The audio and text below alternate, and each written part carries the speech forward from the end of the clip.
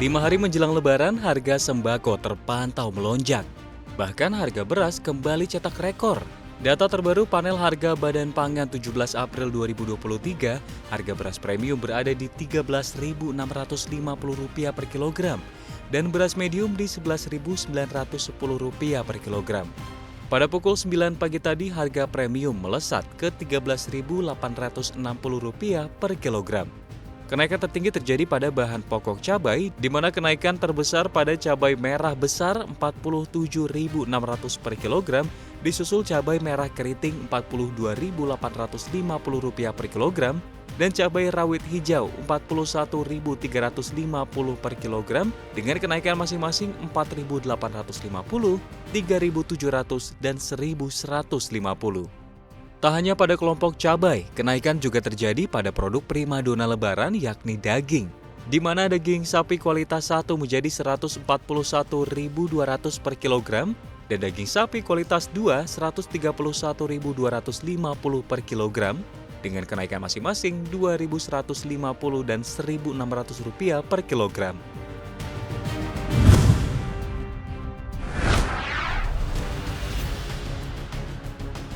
Neraca perdagangan Indonesia Maret 2023 surplus 2,91 miliar dolar Amerika Serikat. Dengan demikian, Indonesia telah menorehkan surplus 35 bulan beruntun sejak Mei 2021. Badan Pusat Statistik menuturkan bahwa surplus pada Maret 2023 ini berasal dari sektor non-migas 4,58 miliar dolar Amerika Serikat. Namun tereduksi oleh defisit sektor migas 1,67 miliar dolar Amerika Serikat. Dengan demikian, surplus Maret 2023 sebenarnya cukup melemah dibandingkan dengan bulan sebelumnya yang mencatatkan surplus 5,48 miliar dolar Amerika Serikat. Deputi Bidang Metodologi dan Informasi Statistik BPS, Imam Mahdi, menyatakan secara kumulatif nilai ekspor Januari hingga Maret mencapai 67,2 miliar dolar Amerika Serikat, naik 1,6% secara year on year. Imam menambahkan Indonesia mencatatkan surplus perdagangan terhadap Amerika Serikat, India, dan Filipina. Sementara terhadap Thailand, Australia, dan Korea Selatan, Indonesia masih tercatat defisit.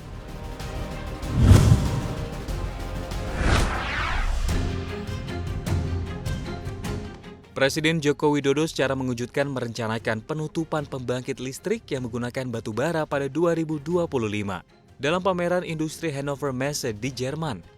Jokowi menyebutkan penutupan pembangkit listrik berbasis batu bara itu merupakan salah satu strategi Indonesia dalam membangun ekonomi hijau di Indonesia. Selain itu, Presiden juga menyinggung pembangunan 30.000 hektar kawasan industri hijau yang targetnya di 2023 ada 23% energi yang berasal dari energi baru terbarukan. Jokowi juga menyebutkan Indonesia terus menjaga keberlangsungan lingkungan dengan bukti deforestasi yang menurun signifikan dan terendah dalam 20 tahun terakhir, kebakaran hutan yang menurun 88% hingga rehabilitasi hutan mangrove.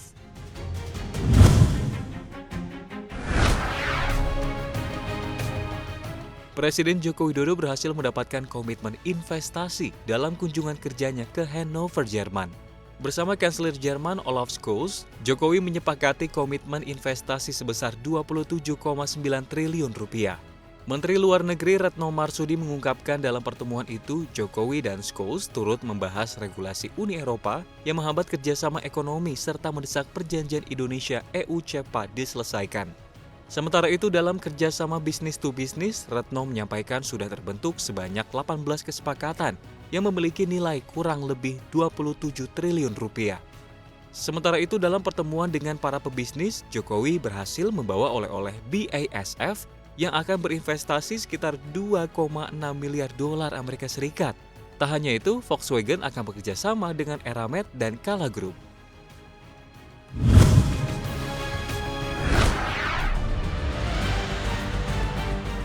Para pekerja pabrik Tesla di Shanghai memohon kepada sang CEO Elon Musk dan publik China usai diberitahu pada akhir pekan lalu mengenai rencana pemotongan bonus kinerja.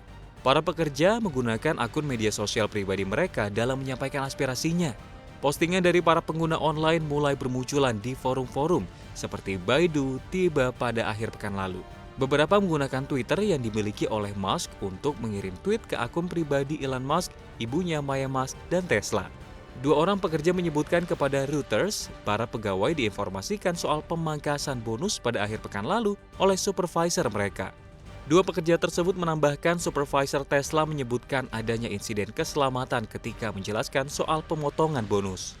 Sebelumnya laporan yang berasal dari otoritas lokal Pudong pada 12 April menyebutkan terjadi kecelakaan di bengkel pengelasan pabrik Tesla yang berlokasi di Shanghai pada 4 Februari lalu dan menewaskan satu orang pekerja.